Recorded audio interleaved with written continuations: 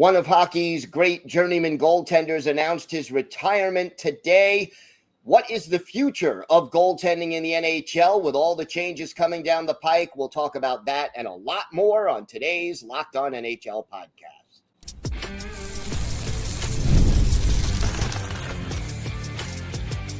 You're Locked On NHL, your daily podcast on the National Hockey League. Part of the Locked On Podcast Network, your team every day. Happy Friday, everyone, and welcome to the Friday episode of the Locked On NHL podcast, part of the Locked On Podcast Network, your team every day. I want to thank everyone who makes Locked On NHL your first listen every day. Don't forget to subscribe on YouTube or wherever you listen to podcasts so you never miss an episode. Today's episode is brought to you by Game Time. Download the Game Time app, create an account, and use code LOCKEDONNHL for $20 off your first purchase. I'm Gil Martin from Locked On Islanders. I'm here each and every Friday with Rachel Donner of Locked On Flyers. And how we doing, Rachel? We're in mid-July now. We are. It's sweltering, and I would much rather be in a cool hockey rink right about now. Always good to be in a cool hockey rink. Yeah. And, you know, as things sort of settle down for the offseason, a little piece of news comes across the ticker this morning. Jaroslav Halak, longtime NHL goalie, now 40 years old, officially announces his retirement. Now, Halak had not played the last season or two because, you know, he had a PTO with Carolina. That didn't work out, and he has not signed anywhere since. But what does the retirement of Yaroslav Halak say to you? Well, it's interesting because I was trying to think, does he qualify as a journeyman goaltender, right? Because, like, to me, a journeyman goaltender sometimes like changes teams year to year to year, which he did the last couple of years. And he had like one little Caps year in the middle there, but he was like, okay, I'm going to do 4 years in Montreal and then 3 years in St. Louis. Then we had 4 years with the Islanders. We had 3 years with Boston. So I guess like he is a journeyman goaltender, but in some ways he feels like more than that you know, because he's such a good goalie, and to move around that much as a high level goaltender the way he was, especially, you know, in the peak of his career, I mean, he has a career save percentage well above 900, and that doesn't scream backup to me, and yet he was the backup in a lot of situations, right? Yeah, I mean, I think in his prime he was a quality starting goaltender, and the fact that he moved around was more due to free agency than it was to, oh, he's not quite good enough. Although, you know, if he was outstanding, obviously teams would have bent over backwards to make sure he didn't go anywhere if they could. So it is a little bit of a challenge as to whether he fits the definition of a journeyman, certainly toward the end of his career. Yes. He most certainly did. And, you know, I think part of it also depends on how you define a journeyman goalie. Is it required that a journeyman jumps around team to team, or is it a quality level thing? I think it's a little bit of both in some ways. I do think it's a little bit of both, because you have to be good enough to get those contracts, Right? right? Exactly. And he certainly was. And I think, you know, just from a Flyers perspective, I can say there was always random conversations happening about, oh, should we get Halak? Because the Flyers are in constant like goaltending hell, right? So I think that it's really interesting where he fits in the pantheon of the goaltending conversation, especially in the eras that he played in the NHL, you know, played over 17 years. And that's a tremendous achievement in and of itself. But you look at that career save percentage in the NHL of .915, a 2.5 goals against average. I mean, that's pretty remarkable. And yet there's like no way that he's part of a Hall of Fame conversation here at all. No. But like, those are great numbers. Yeah, he was a quality starting goaltender for a good portion of his career. Was did play in one All-Star game and was a part of two teams that won the Jennings Trophy. So we're talking about a guy who was, a solid goaltender, but, Hall of Fame, no, I don't think we're going there. I mean, he had 53 shutouts over those 17 years. That's nothing to sneeze at. No, and that's what I think is so remarkable about him and his career is that he's just one of those guys that was always in the conversation, and your team was like, we should get Halak, or we should get a Halak-like goalie. Right. And I think that speaks to the kind of respect he has around the league. And like, even as he was approaching 40 and maybe wasn't quite what he was anymore, still in that conversation, in his late 30s about, should we try and sign him? Yeah. And look, he played for the Islanders, as you mentioned, for 4 years. So I did get to watch him extensively. He was good. He was a really good goaltender. You could win. I don't know if you could win a Stanley Cup. He never did quite do that. But you could have a really good team with Yaroslav Halak as your goaltender. Yeah, I think so. And I think it kind of begs the question here then, like, who are your top journeyman goaltenders left in the NHL right now? And, I think Scott Wedgwood comes to mind right now. Anthony Stolarz comes to mind right now. Beyond that, I'm not sure. Like, Freddie Anderson is kind of that, but I think he falls more in a Halak territory of like a starter who became a journeyman at some point. And I think injuries had a lot to do with where he ranks as well. It sort of held him back. Yeah, and he's like a year-to-year guy. Like, is he even gonna play? Right, or even week to week or day to day sometimes. Is he even going to play? But yeah, if you're counting journeyman as a qualitative thing where that's how good the player is, do you put both of Edmonton's goalies into that category as guys who are kind of too good to be a backup but not good enough to really establish themselves as a good starter? I mean, you could.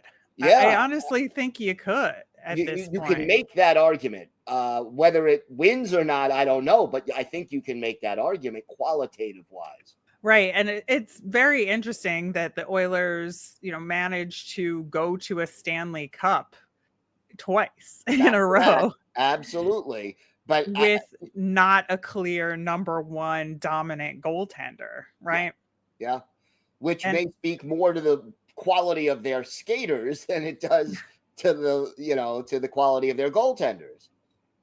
Right, because when you look at the the goaltenders for the Oilers and where they kind of rank in goals against average, for goalies that played like 15 games or so, you have I think Pickard is above Skinner here. So Pickard is in 24th in the NHL.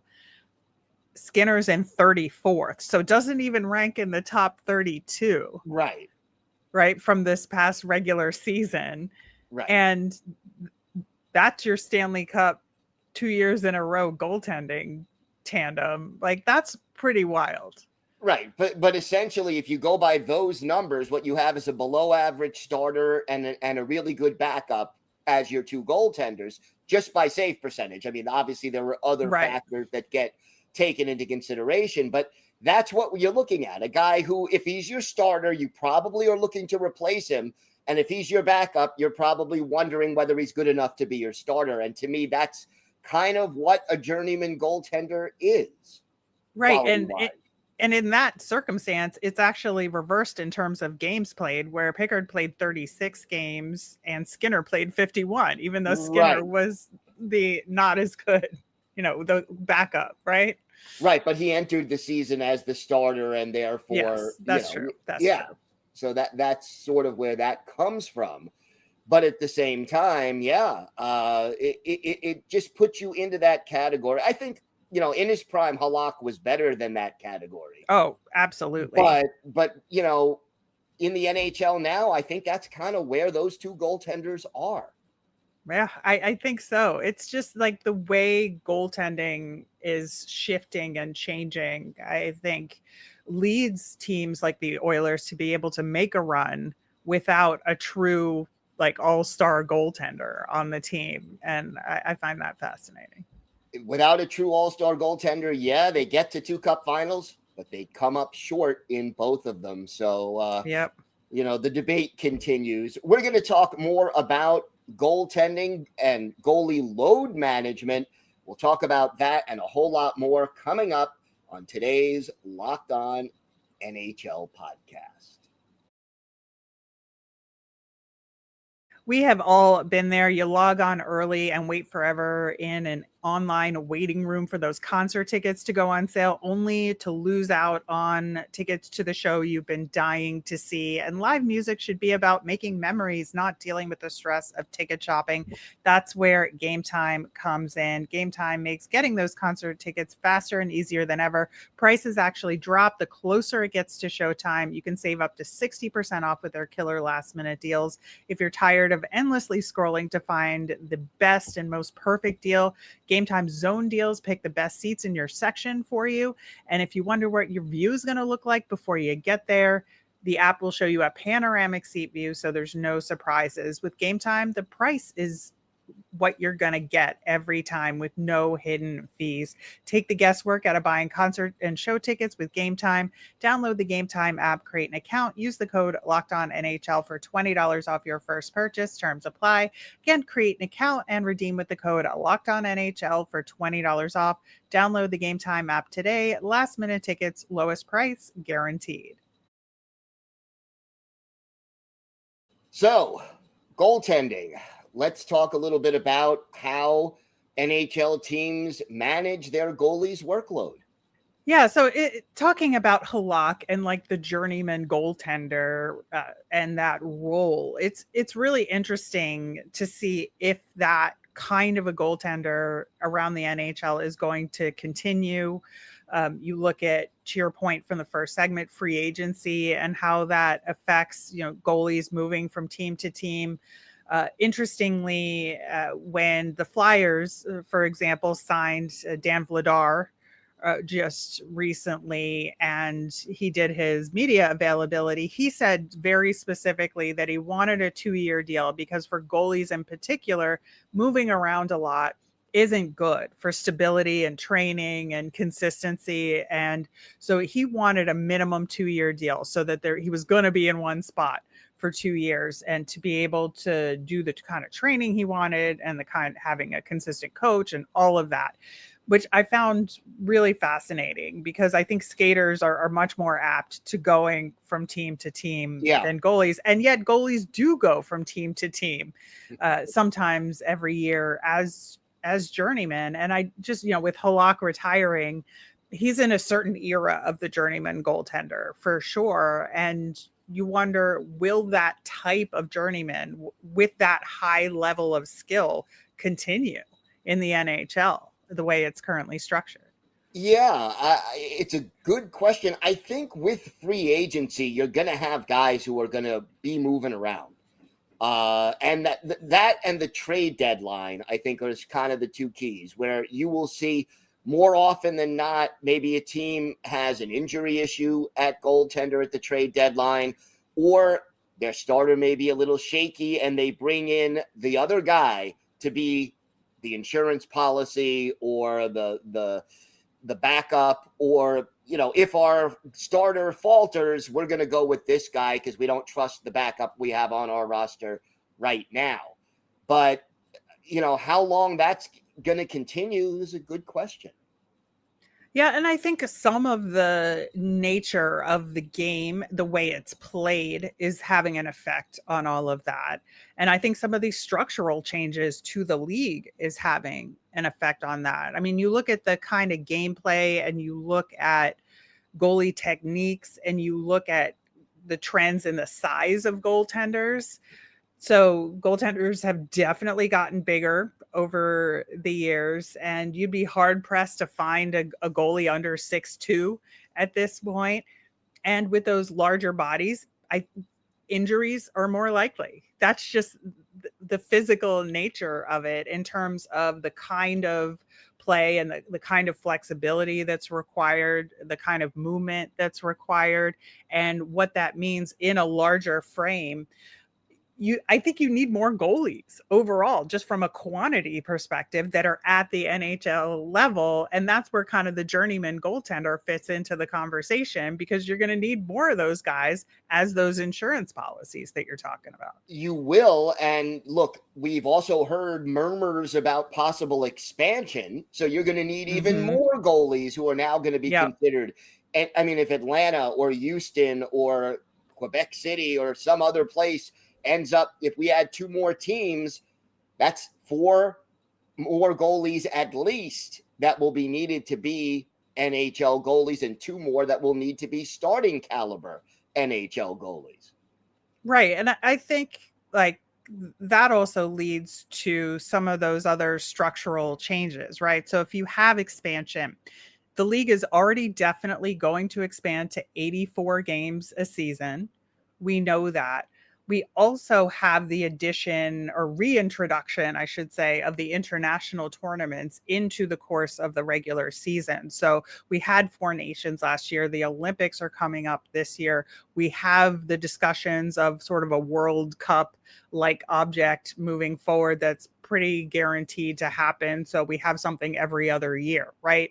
And what that does to the NHL schedule, as we saw this week, as it got laid out, it looked a lot like this past year's schedule in terms of the kind of crunch time of it all, where you have a lot more instances of 3 games in 4 days or 4 games in 6 days. You have a lot more back-to-backs for your team, right? And the back-to-backs in particular require that you have multiple goaltenders. So if a team has 14 to 17 back-to-backs in a season, that's like, you need 2 high-level goaltenders. You almost need 2 starters off the bat to be able to handle that, right? Yeah, but are there enough quality starters to go around? I mean, how many back-to-backs do the Flyers have this year? This upcoming year is 14. It was 13 the previous year. Okay, the Islanders have 15. So, yeah, there's a lot of back-to-backs. And you can't, in this day and age, with all the travel and with all the physical toll that goaltending takes on your body, the days of goalies playing 70 games a year are long behind us. Oh, no. I mean, I think you're looking at 55 to 60 is the maximum. Right. Right. And I would say closer to 55 for your starting goaltender. I would say 50 to 55 is kind of the sweet spot. Yeah. Yeah, I think if you're in the old school traditional structure, it would be in the 55 to 60, but in sort of how it's developed, we're going 50 to 55 for your starter. And then, you split the remaining games, like 90% of them go to your backup. And then usually it's an injury situation or whatever that necessitates a third goaltender getting called up, right? Yep. Now, you also have the looming factor, not this upcoming season, but in future seasons, of the removal of paper transactions to send people up and down to save cap space. And so if you need an insurance policy goaltender, like they kind of have to stick. They either have to be on your AHL squad and play, or they have to stick at the NHL level as an insurance policy, because if you send them back down, like they actually have to play, right? So, which I think is slightly less of an issue with goalies, but still a factor nonetheless, because, if you need a third goaltender around as an insurance policy, you have to keep them there and have them involved, which affects practice, right? Right. Now wait, when you say they have to play, if you send they have to play in the AHL. But can the goalie dress as a backup, though? And not play, but be on the bench and be active for the game? Well, that's a whole other conversation that we're going to get into in the next segment, right? Right. But I think the way, because of all of the things we've talked about with these structural changes, with the schedule getting compressed in a lot of ways, it really is affecting goalie load management overall in the NHL. And I think it requires more goaltenders at the NHL level. It very well may. And as we progress, we may see more teams carrying more than 2 goalies. We're going to go into a deep dive on that and more next on today's Locked On NHL podcast.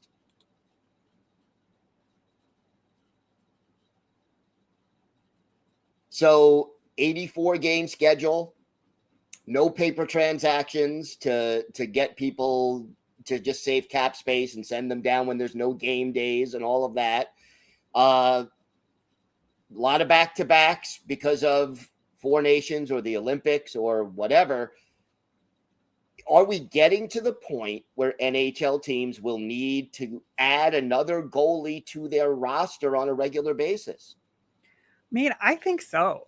I think we're looking at some teams are kind of already doing it. And, the Flyers are doing it, I think, partially because of other reasons with the contracts and who those particular goalies are. But also, like, Samerson gets hurt quite a bit. Right. And so they do need that third goaltender around. And I think, having consistency in terms of practicing with the NHL team, it's one thing to sit with the AHL team and then get call-ups in an emergency because of an injury. But, when there's more consistent need for that third goaltender, you got to practice with the team. And as we all know, practicing with 3 goalies is kind of a mess. Well, because there's only 2 goals on any given ice surface. Right. So one goalie is inactive at any given moment. And look, the need for third goalies is real when you consider, for example, the Islanders, who I'm covering, they had 5 goalies dressed for at least 1 game last year. There have been years where the Flyers had 8 goalies dressed in a year. And look, Semyon Varlamov, who was going to be the backup, didn't play after Black Friday. He was injured after, the end of November. He did not play after that. But then they had no backup that they trusted, and they ended up overworking the starter in Ilya Sorokin, and it ended up hurting his performance and the team's performance. Right. And I think there's also this dividing line where for an AHL goaltender to get a call up, I think there's a certain type of goaltender that you want to call up, but you also have your younger goaltenders that you're trying to develop. You don't want to call them up necessarily and put them in the environment of the NHL and the increased speed and shot intensity and all of that stuff they're developing. You want them to get those AHL starts. And in those emergency situations, you don't want to do it. You want to call up the quote unquote reliable backup who can give you a couple starts. I think teams are more and more going to need those guys around more often, right? But then one aspect of that, if it happens, the other job of those reliable veterans is to mentor those young prospects.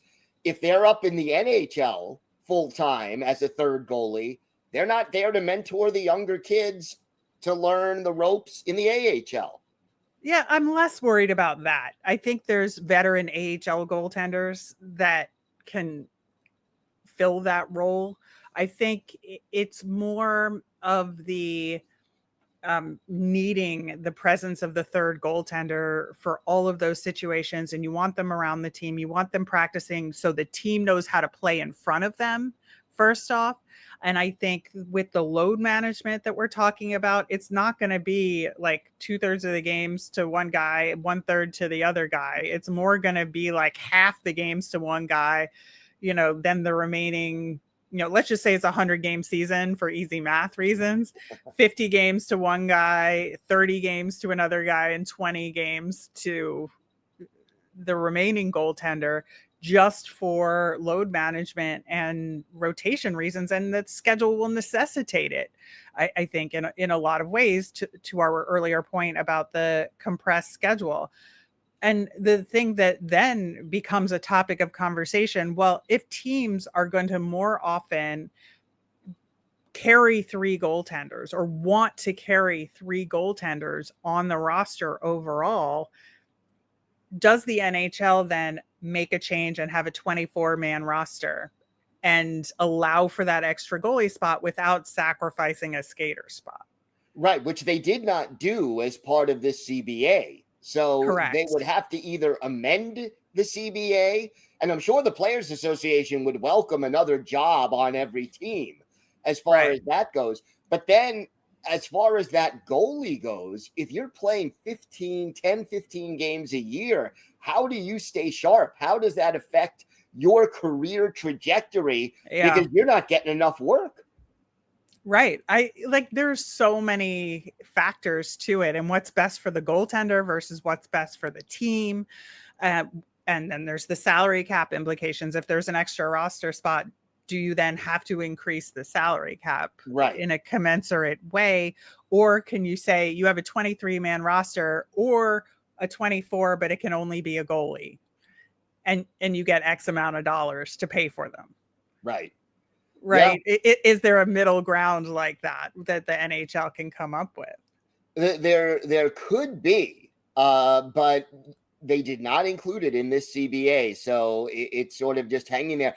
I think it would make sense to have a third goalie. But again, even in practice, the backups are not going to get the reps that they normally get. Now, look, they could get used to it. It could be something that they're able to adjust to, or a lot of teams have more than one actual rink at their practice facility, or maybe the backup or third goalie stays after practice and fields shots from a few players, maybe who are black aces. There are ways to do it, but nothing replicates a full practice and nothing replicates game conditions. Yeah, it is a really interesting problem to have, because it goes back to also, are there going to be enough quality goaltenders to fill those roles? And I think it does create a different kind of journeyman goaltender than Halak was, right? Oh, yeah. So what it does is create a natural starter, a natural backup, and then your journeyman is the third goalie, or it could be in a lot of those situations. And I think that makes more sense to me in a lot of ways, just because if you have a more consistent backup that's with your team for a longer period of time. Now, of course, some of them want to be starters and get those jobs, and they will move around in free agency, but we'll do it in a Halak way that's like 3 to 4 years with a particular team, maybe, and then move on. But I do think that it will change the nature of how teams manage goaltending for sure. Oh, if they go to 3 goalies, it changes the entire equation. And I could see teams, even, teams that don't have a clear-cut number 1 goalie. Can you see, each of 3 goalies playing close to 30 games because they can't settle on a starter? Well, I don't know. I think it would be more like 2 goalies each playing 35 games, and then your third goalie playing the remainder. It's more of a 1A, 1B, 2. That's that's like a closer. But I think either possibility is possible, because you also have the situation of going with the hot hand, right? How do you get to be the hot? If you're only starting once every 3 games or twice every 5 games, how do you become the hot hand? Right. I just think all of it. There's just all of these factors of the physical maintenance of goalies and goalie health overall. The kind of schedules that we're asking these goalies to work under, and all of these factors are going to change the nature of goaltending and how it's managed. And I think having the hot hand, is that a sustainable thing moving forward, or is that just a playoffs thing now? Right.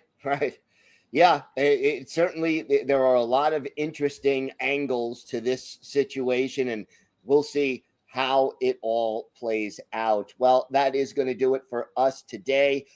Rachel, I know you and Erica El Ayala will be back tomorrow with the Women's Hockey Spotlight. I will be back on Monday with three of our local hosts covering some of the biggest issues from around the NHL. We're here 6 days a week, bringing you the biggest stories all through the offseason. So make sure you hit the like button and subscribe to Locked On NHL. I'm Gil Martin on behalf of Rachel Donner. Have a great weekend, everybody, and thanks for watching and listening to the Locked On NHL podcast.